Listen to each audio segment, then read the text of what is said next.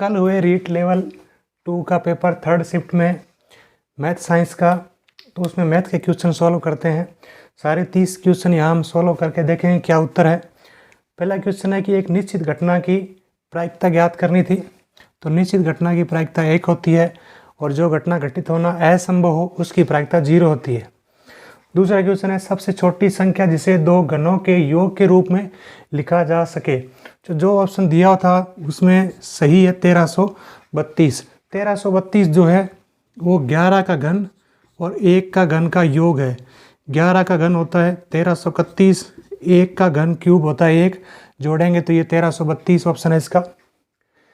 तीसरा क्वेश्चन है एक पासे को छालने पर अभाज्य संख्या आने की प्रायिकता। एक पासे को छालेंगे तो कुल परिणाम जो है 1, 2, 3, 4, 5, 6, ये कुल 6 परिणाम बनते हैं। अब अभाज्य संख्या आने की प्रायिकता पूछी है तो इनमें 2, 3 और 5 ये अभाज्य संख्या है। तो अभाज्य संख्या आने की प्रायिकता पूछी है तो घटना के अनुकूल परिणाम यहाँ पर कितने बनते हैं 1, 2, 3 बटा में कुल परिणाम 6 है तो 3 एकम 3, 3 दूनी 6, तो अभाज्य संख्या आने की प्रायिकता हो जाएगी 1/2। नेक्स्ट क्वेश्चन था कितने समय में 20% वार्षिक चक्रवृद्धि ब्याज की दर से 1000 रुपये का ब्याज 440 होगा। देखो 20% का मतलब हो गया 20/100, यानी अगर 100 रुपये मूलधन है तो उसका 1 साल बाद जो ब्याज है वो 20 रुपये होगा। यहाँ पर मूलधन कितना है 1000 रुपये है तो 1000 रुपये का ब्याज कितना होगा 200 रुपये। पहले साल तो 200 रुपये ब्याज होगा, दूसरे साल भी 200 रुपये ब्याज होगा। लेकिन चक्रवृद्धि जो ब्याज होता है वो ब्याज पर ब्याज लगता है तो 200 में 200 का 20% और ब्याज लगेगा तो दूसरे साल जो ब्याज है वो 20 दूना 40 और लगेगा। तो ये टोटल ब्याज पहले साल हो गया 200, दूसरे साल हो गया 200 और 40 जोड़ेंगे तो 240, तो टोटल ब्याज हो गया 440 जो दिया हुआ है। तो कितने साल बाद, एक साल ये हो गया, एक ये हो गया, 2 वर्ष। तो समय पूछा है, समय यहाँ पर हो जाएगा 2 वर्ष। 2 वर्ष बाद ब्याज 440 होगा। नेक्स्ट क्वेश्चन है 3 सेमी और 4 सेमी 5 सेमी के 3 घनों को पिघला करके एक नया घन बनाया गया है तो नए घन की भुजा ज्ञात करनी है। तो नए घन का जो आयतन होगा वो इस 3 सेमी भुजा वाले घन का आयतन प्लस 4 सेमी भुजा वाले घन का आयतन प्लस 5 सेमी भुजा वाले घन के आयतन के बराबर होगा। यानी इन तीनों घनों के आयतन का योग होगा नए घन का आयतन। घन का आयतन होता है भुजा क्यूब, तो इसका आयतन हो जाएगा 3 का क्यूब, इसका आयतन हो जाएगा 4 का क्यूब, तीसरे घन का आयतन हो जाएगा 5 का क्यूब। 3 का क्यूब 3 × 9, 9 × 27, 4 का क्यूब 64, 5 का क्यूब 125, इन सबको जोड़ेंगे तो ये आ जाएगा 216। और घन का आयतन होता है भुजा क्यूब, तो नए घन की भुजा ज्ञात करनी है तो 216 का क्यूब रूट घनमूल हो जाएगा और 216 का क्यूब रूट होता है 6 सेमी, तो नए घन की भुजा यहाँ पर 6 सेमी, इसका उत्तर सही हो जाएगा। नेक्स्ट क्वेश्चन था 2 × 0.8 के ऊपर बार लगा हुआ है तो इसका बताना है कि ये परिमेय संख्या बतानी है कि किसके बराबर है। तो 2 गुणा ये है 0.8, इसकी अगर भिन्न बनाएंगे तो बटा में 8 के ऊपर 1 अंक रिपीट हो रहा है तो उतने ही 9 लग जाते हैं नीचे, तो ये 8/9 है। 8/9 का दशमलव प्रसार 0.888 आएगा तो ये बन गया 2 8 16/9। और अब 16 में 9 का भाग देंगे तो 9 एकम 9.77777 आएगा तो 7 के ऊपर लाइन लग जाएगी तो दशमलव प्रसार इसका हो जाएगा 1.777 के ऊपर बार लग जाएगी। उसके बाद है एक वर्ग में सममित रेखाएं, कितनी सममित रेखाएं खींची जा सकती है। सममित रेखा वो होती है उस रेखा के सापेक्ष बाएं तरफ दाएं तरफ या ऊपर नीचे जो आकृति है वो सेम बने। तो एक सममित रेखा ये हो गई, दोनों आकृति सेम बन रही है। एक सममित रेखा ये होगी, 2, तीसरी, चौथी, तो 4 सममित रेखाएं खींची जा सकती है। नेक्स्ट ये घातांक वाला सवाल था। 64 का अंडर रूट होता है यहाँ पर 8, तो ये 8 की पावर 2/3 हो गई। 64 का क्यूब रूट घनमूल 4, तो 4 की पावर 3/2 प्लस यहाँ कुछ भी हो इसकी पावर 0 है। किसी भी संख्या की पावर 0 1 होती है तो ये 1 हो गया। अब 8 को लिख सकते हैं 2 की पावर 3, 2 × 2 × 2 8 होता है और इसके ऊपर पावर 2/3 है, 3 से 3 कट गया तो ये 2 की पावर 2, 2 × 2 4 हो गया। और यहाँ 4 को लिख सकते हैं 2 का स्क्वायर, 2 दूनी 4 होता है, ये 2 से 2 कट गया तो ये बन गया 2 की पावर 3, और 2 की पावर 3 होता है 2 गुणा 2 गुणा 2, 2 दूनी 4, 4 दूनी 8, प्लस ये एक 4 8 12 और एक 13, इसका सही उत्तर हो जाएगा। नेक्स्ट क्वेश्चन था पाई चार्ट के अनुसार मासिक बचत 30,000 रुपये हो तो भोजन पर व्यय बताना कितना होगा। तो भोजन पर व्यय बताना है तो पाई चार्ट दे के भोजन के लिए जो कोण बना हुआ था केंद्रीय कोण वो लिखना है, वो 60 डिग्री दिया हुआ है तो 60 लिख देंगे, बटा में कुल कोण केंद्र पर 360 डिग्री बनता है, गुणा में कुल मासिक बचत लिख देंगे 30,000, 10 से 10 कट गया, 6 कम 6 6 6 36, 30,000 में 6 का भाग देंगे 5,000 रुपये, तो भोजन पर मासिक व्यय 5,000 रुपये हो जाएगा। नेक्स्ट क्वेश्चन था कितने समय में कोई धन कुल राशि का योग जो है वो दुगुना हो जाएगा साधारण ब्याज की दर से। दर है 15% वार्षिक दर से, दर दी हुई है 15%, इस दर से कोई धन दुगुना जो है वो कितने समय में हो जाएगा। तो मूलधन हम मान लेते हैं 100 रुपये, अब दुगुना हो गया तो कितना हो गया 200 रुपये हो गया, तो ब्याज यहाँ पर कितना हो गया, ब्याज हो गया 100 रुपये, 200 माइनस 100, 100 रुपये हो गया।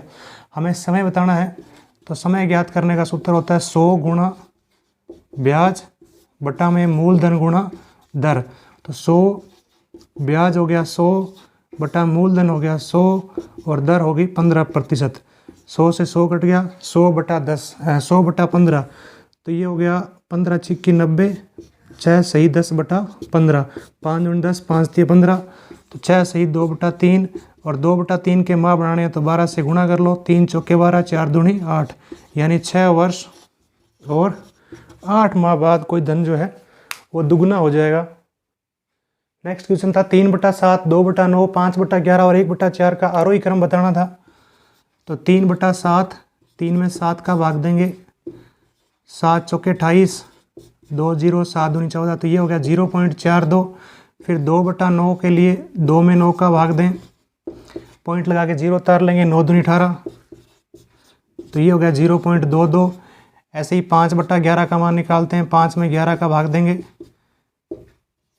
11 चौके 44, 6 0 11 5 55, तो ये 0.45 के बराबर है। और 1 बटा 4, 1 में 4 का भाग देंगे 0.25 है।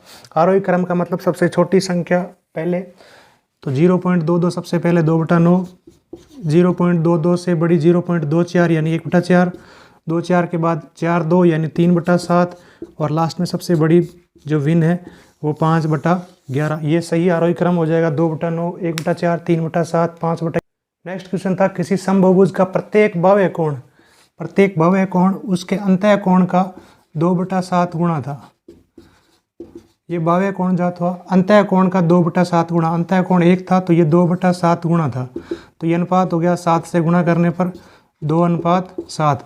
और बाह्य और अंतः कोण का योग 180 डिग्री होगा, तो यहाँ हमें बाह्य कोण पता चल जाएगा 2 बटा में अनुपातों का योग 7 और 2 9 गुणा में इन दोनों कोणों का जोड़ 180 डिग्री, तो ये हो गया 20 दूना 40। अब समबाहुभुज का प्रत्येक बाह्य कोण 40 डिग्री है और उसकी भुजाओं की संख्या बतानी है। हम जानते हैं कि बहुभुज के सभी बाह्य कोणों का योग 360 डिग्री होता है, योग 360 डिग्री है और प्रत्येक कोण 40 डिग्री से भाग देंगे तो ये n आ जाएगा, यानी भुजाओं की संख्या आ जाएगी 36 में 4 का भाग देंगे 9, तो उस बहुभुज की भुजाओं की संख्या 9 हो जाएगी। नेक्स्ट क्वेश्चन था 1 बटा 2 का 20% प्लस 1 बटा 3 का 3% का बराबर है। तो पहले इनकी वैल्यू निकालेंगे, फिर ऑप्शन से इसको हल करेंगे कि किसके बराबर आता है। तो पहले 1 बटा 2 गुणा 20%, 20 बटा 100, तो ये हो गया 1 बटा 10 प्लस 1 बटा 3 का 30%, तो 1 बटा 3 गुणा 30 बटा 100, तो ये हो गया 1 बटा 10। 1 बटा 10 और 1 बटा 10 जोड़ेंगे तो ये हो गया 2 बटा 10, यानी 2 एकम 2, 2 5 10, ये 1 बटा 5 के बराबर है। अब दिए गए ऑप्शन में से सॉल्व करके देखना है किसका 1 बटा 5 बराबर होगा। तो जो ऑप्शन दे रखे हैं उनमें से ये सही होगा, 2 बटा 5 का 50%, 5 से 5 कट गया, 2 एकम 2, 2 5 10, यानी ये 1 बटा 5 इस 1 बटा 5 के बराबर है, तो ये 2 बटा 5 का 50% सही होगा। नेक्स्ट क्वेश्चन था 8 सेमी भुजा वाले घन को काटकर बनाए जाने वाले बड़े से बड़े बेलन का वक्रपृष्ठ क्षेत्रफल ज्ञात करना था। ये 8 सेमी भुजा वाला एक घन है जिसकी भुजा 8 है, इसको काटकर बड़ा से बड़ा अगर बेलन बनाते हैं तो उस बेलन की ऊंचाई जो है वो इस घन की भुजा के बराबर ही होगी। 8 होगी। और इस बेलन की, इस घन की जो भुजा 8 है, ये बेलन का व्यास होगा। बेलन का व्यास होगा 8 सेमी और त्रिज्या जो है उसकी आधी हो जाएगी, यानी 4 सेमी हो जाएगी। अब बेलन का जो वक्र पृष्ठ होता है वो 2 पाई आर एच होता है, 2 पाई आर एच। आर यहाँ पर 4, एच यहाँ पर बेलन की ऊंचाई 8 हो गई, त्रिज्या 4 है, 8 चौके 32, 32 दूना 64 पाई। तो इस का बेलन का वक्र पृष्ठ जो है वो 64 पाई वर्ग सेमी हो जाएगा। नेक्स्ट क्वेश्चन था x cube plus y cube किसके बराबर है। तो ये सरल समीकरण है, x cube plus y cube बराबर होता है एक्स प्लस वाई, और दूसरा गुणनखंड होता है इसका x square minus x y plus y square. अगर यहाँ पर माइनस है तो बाहर वाले ब्रैकेट में माइनस, फिर यहाँ प्लस हो जाता है। अगला क्वेश्चन था, ये एक आकृति दे रखी है, इसमें कोण जो है वो इसका कोण, कौन सा कोण ज्ञात करना है। हाँ, इसका कोण ज्ञात करना था, पी क्यू समांतर एस आर है, और ये कोण ज्ञात करना था। ये दोनों समांतर लाइन दी हुई है। देखें त्रिभुज, ये एक त्रिभुज है, इसकी एक भुजा बढ़ाने पर ये बाहर बहिष्ठ कोण बना है, ये इन दोनों कोणों के जोड़ के बराबर होता है। तो बाहर वाला कोण दिया हुआ है, अंदर वाला पता करना है, तो 65 में से 28 घटा देंगे तो ये कोण आ जाएगा। तो ये कोण हो गया 37। अब क्योंकि पी क्यू और आर एस जो है वो समांतर है, पी क्यू और आर एस समांतर है, इन दोनों समांतर लाइन से ये जेड बन रहा है, तो ये 37 हो जाएगा। अब इस त्रिभुज के अंदर एक कोण 37 है, ये 90 है, तो तीसरा कोण बताना है। तो 180 में से 90 और 37 जोड़ करके 180 में से घटा देंगे तो ये आ जाएगा 7 में से 2 गया 5, 53 डिग्री कोण हो जाएगा, x बराबर 53। नेक्स्ट क्वेश्चन था, ये एक आकृति दे रखी है, इस आकृति का क्षेत्रफल ज्ञात करना है, जिसमें ये पी क्यू इस एस आर के समांतर है। तो ये एक समलंब चतुर्भुज बन गया है। तो हम यहाँ से अगर इस रेखा पर लंब डालें, यहाँ पॉइंट लिख लेते हैं टी। अब ये 8 है तो ये भी 8 होगा, और इधर ये समकोण त्रिभुज बन गया, इसका कर्ण 10 है, लंब 8 है, ये आधार ज्ञात कर लेंगे। आधार जो होगा वो इस कर्ण के स्क्वायर में से ये लंब का स्क्वायर घटा देना है। 10 का स्क्वायर 100, 100 माइनस 64 36, 36 का रूट 6। अब ये साइड 6 हो गई है, तो 11 माइनस 6 यहाँ तक हो गई 5, तो ये भी 5 हो गई। अब यहाँ पर समलंब चतुर्भुज का जो क्षेत्रफल होता है वो 1/2 गुणा समांतर भुजाओं का योग। समांतर भुजाएं हैं, एक तो 11 और एक ये 5 है, 11 और 5 16, गुणा बीच की दूरी है 8, तो 8 में 2 का भाग देंगे 4, 16 चौके 64 सेमी स्क्वायर इस चतुर्भुज का क्षेत्रफल हो जाएगा। नेक्स्ट क्वेश्चन है, जॉन ने एक पुराना फ्रिज खरीदा और 1500 रुपये की मरम्मत करवाकर 8100 रुपये में बेचा, तो 10% की हानि हुई। फ्रिज का वास्तविक मूल्य बताना है, यानी मरम्मत करवाने से पहले वो कितने रुपए में खरीद कर लाया था। तो ये 8100 रुपये विक्रय मूल्य है, और ये विक्रय मूल्य हुआ है 10% हानि से। तो हानि है तो 100 माइनस 10, यानी जो 8100 है वो 90% की वैल्यू है। 90% की वैल्यू 8100 है, 1% की वैल्यू कितनी होगी, 8100 बटा में 90, और 100% की वैल्यू निकालेंगे तो इस वस्तु का क्रय मूल्य हो जाएगा, तो गुणा में 100 लग जाएगा। 1 0 से 1 0 कट जाएगा, 9 एकम 9, 9 9 81, 900 गुणा 10, 9000 रुपये। 9000 रुपये इस फ्रिज का क्रय मूल्य है जॉन के लिए, लेकिन जॉन ने 9000 रुपये में नहीं खरीदा। ये 9000 रुपये क्रय मूल्य बना है 1500 रुपये मरम्मत जोड़ने पर। तो अब वास्तविक मूल्य बताना है, तो 9000 में से जो रिपेयरिंग कराई है 1500 वो घटा दो, तो ये आ गया 7500 रुपये का जो फ्रिज का वास्तविक मूल्य है। फिर 1500 रिपेयर कराई, फिर 8100 में बेचा है। नेक्स्ट क्वेश्चन है, एक कार 18 किलोमीटर प्रति घंटे की चाल से 10 मिनट तक चलती है और बाद में 36 किलोमीटर प्रति घंटे की रफ्तार से 15 मिनट चलती है, तो कार द्वारा तय की गई कुल दूरी बतानी है। तो दूरी ज्ञात करने का सूत्र होता है चाल गुणा समय। चाल गुणा समय, चाल यहाँ पर 18 किलोमीटर प्रति घंटे है, तो समय भी घंटे में लिखना है। 10 मिनट दे रखी है, घंटे बनाने तो बट्टा में 100 कर देंगे। 0 से 0 6 3 18, यानी 3 किलोमीटर चली पहले। बाद में है चाल 36 किलोमीटर प्रति घंटा, समय है 15 मिनट, घंटे में बदलेंगे तो बट्टा में 60 लग जाएगा। 15 कम 15, 15 चौके 60, 36 में 4 का भाग देंगे। 9 किलोमीटर बाद में चली है, तो कुल दूरी जो है वो 3 + 9 12 किलोमीटर हो जाएगी। नेक्स्ट क्वेश्चन था, छोटी कक्षाओं में गणित की निरस्ता दूर करने की विधि खेल और मनोरंजन विधि है। एक विद्यार्थी अलग अलग परीक्षकों को से 100 में से 52 अंक प्राप्त करता है, तो ये जो परीक्षण है ये विश्वसनीयता पर आधारित है। उपचारात्मक शिक्षण की प्रक्रिया कब तक होती है? जब तक छात्रों की कमी दूर नहीं हो जाए तब तक उपचारात्मक शिक्षण चलता रहता है। कार्य पुस्तिका बच्चों को देने का मुख्य उद्देश्य क्या है? कि बच्चे को अभ्यास का अवसर देना, बार बार अभ्यास वो करेगा तो वो अपनी कमी दूर कर पाएगा।